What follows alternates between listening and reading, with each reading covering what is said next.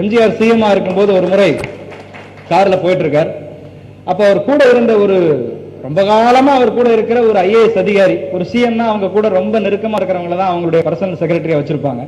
அப்படி கார்ல போயிட்டு இருக்கும்போது கான்வாய் வண்டி போயிட்டு இருக்கு. அப்ப அந்த ஐஏஎஸ் அதிகாரி பின்னால உட்காந்துட்டு, ஐயா அந்த கருணாநிதி உங்களை பத்தி இப்படி சொல்லியிருக்கிறார் அப்படின்னு ஒரு வார்த்தையை அவர் உச்சரிக்கிறார். கான்வாய் வண்டி எம்ஜிஆர் நிறுத்த சொல்லிட்டு, ஒரு நிமிஷம் கீழே இறங்குங்கன்னு அந்த ஐஏஎஸ் அதிகாரி கீழே இறக்கி விட்டுட்டு வண்டி புறப்பட்டு போயிருது. அது என்ன காரணம் அப்படின்னு சொல்லி அவர்கிட்ட கேட்கும்போது அதுக்கு எம்ஜிஆர் சொல்றாரு, கருணாநிதினு சொல்லி நானே இது வரைக்கும் சொன்னதில்லை, எதிர் முகாமில் இருந்தாலும் அவர் என் நண்பர். இன்னைக்கு எதிரெதிர் திசைகளில் துருவங்களாய் இருந்து சக்திகளாய் வேணா இருந்திருக்கலாம்.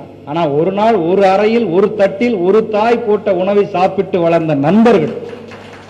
நான் அந்த வார்த்தை ஒருவர் அப்படி சொல்லும் போது அதை அனுமதிக்க கூடாதுன்னு சொல்லி மக்கள் தலைவர் எம்ஜிஆர் அவர்கள் சொன்னதாக நான் படிச்சிருக்கேன், கேள்விப்பட்டிருக்கேன். அது ஒரு பெரிய நட்பின் உதாரணமா இருந்தது. அதுக்கு அடுத்தது நான் போன வருஷம் இளைஞன் படம் நடிக்கும் போது அடிக்கடி அப்போ சிஎம்மா இருந்த கலைஞர் அவரை அடிக்கடி சந்திக்கக்கூடிய பாக்கியம் கிடைச்சது. அப்போ ஒரு முறை ராத்திரி 10 மணிக்கு கூப்பிட்டிருந்தார். இப்போ போகும்போது வரவேற்பறையில் நிறைய பேர் பார்த்துருப்பாங்க. ஆனால் அந்த டைம்ல எனக்கு ஒரு அவருடைய படுக்கை பெட்ரூம்கே போகக்கூடிய ஒரு சந்தர்ப்பம். பார்த்தா லுங்கி போட்டுட்டு ஒரு பனியன் போட்டுட்டு ஒரு சிஎம், அவ்வளோ ஒரு எளிமையான தோற்றத்தில் யாருமே பார்த்துருக்க முடியாது. நான் போய் பக்கத்தில் பேசுறேன். அந்த ஒரு எளிமையை என்னை பிரமிச்சிட்டு இருக்க வைக்கக்கூடிய சூழ்நிலையில நான் பார்க்கிறேன், சுவர்ல எம்ஜிஆர் போட்டோ இருக்கு சார். நான் ரொம்ப பிரமிச்சு போயிட்டேன். என்னால தாங்க முடியல அந்த நட்பினுடைய ஆழத்தை. நான் அவர்கிட்ட கேட்டேன், ஐயா என்னங்க இங்க எம்ஜிஆர் போட்டோ வச்சிருக்கீங்களே அப்படின்னு கேட்டேன். அவர் சிரிச்சார். அங்கே நட்பு சிரித்தது, அங்கே நட்பு ஜெயித்தது. நான் அதை அப்படிதான் நினைச்சேன். இரண்டு துருவங்களாய் இருப்பவர்களையே ஒரு நட்பு இணைச்சு வைக்குது அப்படின்னா அந்த நட்புக்கு எவ்வளவு ஒரு சக்தி இருந்திருக்கணும். நான் ஒரு கவிதை கூட எழுதினேன். பேருந்து படியில் தொங்கிக் கொண்டு போவதற்கு காரணம், இன்னைக்கு நிறைய யூத் இளைஞர்களா, நீங்க அன்னைக்கு யூத்தா இருக்கும்போது எல்லாம் செஞ்சிருப்பீங்க நிச்சயமா. பேருந்து படியில் தொங்கிக் கொண்டு போவதற்கு காரணம் விடமாட்டோம் என்ற நம்பிக்கை அல்ல, விழுவதற்கு நண்பன் விடமாட்டான் என்ற நம்பிக்கை தான்.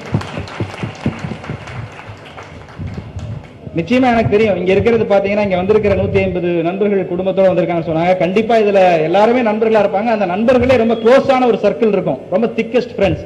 கண்டிப்பா இந்த திக்கஸ்ட் ஃப்ரெண்ட்ஸ் உலகம் எங்கும் இருக்கக்கூடிய பள்ளிகள் உருவாக்கக்கூடிய ஒரே இடம் கடைசி பெஞ்ச் தான்.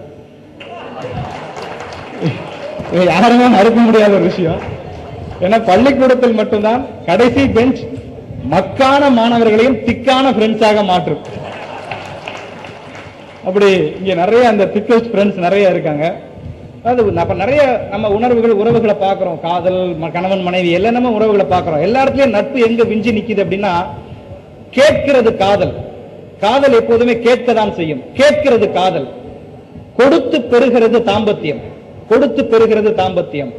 தர மட்டுமே செய்யும் நட்பு. அதுக்கு எந்த டிமாண்டுமே கிடையாது. நட்பு அதால கொடுக்க மட்டுமே முடியும். அந்த அன்பை அள்ளி அள்ளி கொடுக்க மட்டுமே முடியும். அந்த அன்புக்கு தான் இன்னைக்கு இவ்வளவு பேர் இந்த இடத்துல கூடியிருக்கீங்க. நிறைவாய் என்னுடைய ஒரு நிறைய நேரத்தை எடுத்துக்காம ஒரு சிறு கவிதை மட்டும் உங்களுக்கு நான், ஏன்னா இது எனக்குன்னு இல்லை, எல்லாருக்குமே, அதுவும் உங்களை போன்ற எல்லாருக்குமே நல்ல நட்பை விரும்புவர்களுக்கும் பொருத்தமான ஒரு விஷயமா இருக்கும். அவங்களுடைய வாழ்க்கையில ஒரு திரும்பி பார்க்கக்கூடிய ஒரு விஷயமா இருக்கும் நான் நினைக்கிறேன். பம்பரத்தில் சாட்டை சுற்றி உச்சியில் ஓங்கி அடித்து உடைத்தாலும் அங்கே நட்பு ஒட்டும். பல்பில் லைட் அடித்து சுவற்றில் படம் காட்டிய அந்த டவுசர் போட்ட முதல் எடிசனை எப்படி மறப்பது? ருக்மணி, அம்சவேணி டீச்சர்களின் முகங்களுக்கு வயசாவதே இல்லையே, வயசாகும் மனசில். இன்னைக்கு உங்க டீச்சர்ஸ் வேற வேற நேம்ல இருப்பாங்க. ஆனா உங்க கண்ணோட்டத்துக்கு பாத்தீங்கன்னா அதே அந்த பழைய பிரம்பும், அதே கண்டிப்பும், அதே பிடி மாஸ்டர் சவுக்கு எடுத்துட்டு வந்து இல்ல நிக்காதீங்க ஓடுங்கன்னு சொன்ன அந்த வார்த்தையும் தான் மனசுக்குள்ள ஓடிட்டே இருக்கும். மிளகாய், குண்டுமணி, ஜவ்வரிசி சேர்த்தரைத்து பட்டம் விட தயாரித்த பல நூல் பாட நூலை விட அன்று பத்திரமானதல்லவா?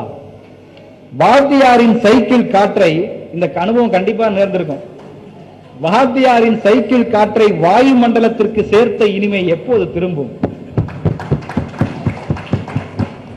10 விரல்களிலும் குழல் செருகி, இந்த மஞ்சள் கலர்ல ஒரு குழலா இருக்குங்க, 10 விரல்களிலும் குழல் சொருகி ஆளுக்கு ஒரு காக்காய் கடி, வாட்சி மிட்டாய் கையில் கட்டி எச்சில் வழிய மணி பார்த்தது, குச்சியை குடைபிடித்து நாக்கு சிவந்தது, மூக்கு மாங்காய் உப்பு நனைக்கையில் மூக்கு வேர்த்தது, பொட்டுக்கடலை பொட்டலம் பிடிக்க போட்டி போட்டது.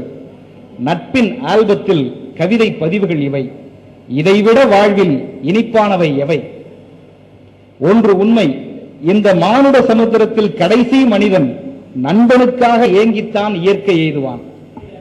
ஒரு நண்பன் இல்லாத கடைசி மனிதன் உருவாகும் போது இந்த உலகம் முடிந்து போயிருக்கும்.